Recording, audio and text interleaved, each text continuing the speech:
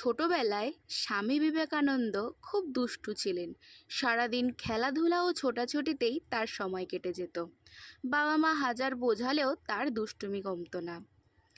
রামরতন বাবুর বাড়ির উঠোনে ছিল এক চাপা গাছ, যেই গাছের ডাল সাধারণত নরম প্রকৃতির হয়। সেই গাছে তিনি এবং তার বন্ধুরা রোজ দোল খেতেন। ডাল অনেক সময় ভেঙেও পড়ে যেত। তো ওদেরকে নিয়ে রামরতনবাবু খুব অস্থির হয়ে ওঠেন। তখন তিনি একটি বুদ্ধি বার করেন এবং পরের দিন যখন আবার নরেন এবং তার বন্ধুরা সেই চাপা গাছের সামনে আসে, তখন তাদেরকে রামরতনবাবু ডাকেন এবং ডেকে তাদেরকে বলেন যে কাল রাতে এক ব্রহ্মদৈত্য তার কাছে এসেছিলেন। এসে বলেছিলেন তিনি তার রক্ত নয়, কচিকাঁচাদের রক্ত খেতে চায়। তাই এই গাছে যে উঠবে তারই ঘাড় মটকাবে ওই ব্রহ্মদৈত্য।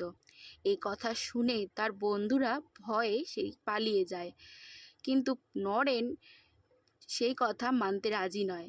তো সেই দিন সে গাছে এসে বসে থাকে এবং তিনি দেখেন তার বন্ধুরা কেউ আর আসছে না গাছের সামনে। তখন তিনি মনে মনে এই কথাই ভাবেন যে ওরা ভয় পেয়ে পালিয়ে গেছে, ওদেরকে প্রমাণ দিতে হবে যে এই গাছে কোনো ব্রহ্মদৈত্য নেই। তখন তিনি ওই গাছে সারাটা রাত কাটান।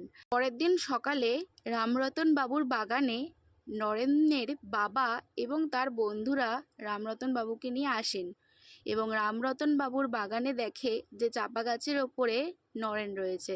তখন তার বাবা নরেনকে বলে যে সারাদিন সে গাছে কি করছিল।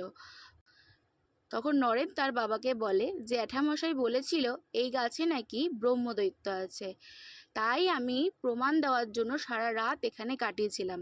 এবং সে বন্ধুদের উদ্দেশ্য করে বলে, তোদেরকে জ্যাঠামশাই বলল আর তোরা সেটা বিশ্বাস করে চলে গেলি, একবারও সত্যিটা যাচাই করলি না।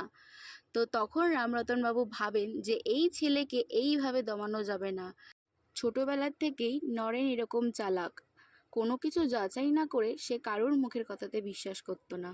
তো আমার এই গল্পটা তোমাদের সবার কেমন লাগলো আমাকে অবশ্যই জানিও, এবং এরকমই ছোট ছোট গল্প ভিডিও ভালো পেতে আমার চ্যানেলটি অবশ্যই সাবস্ক্রাইব করে দিও।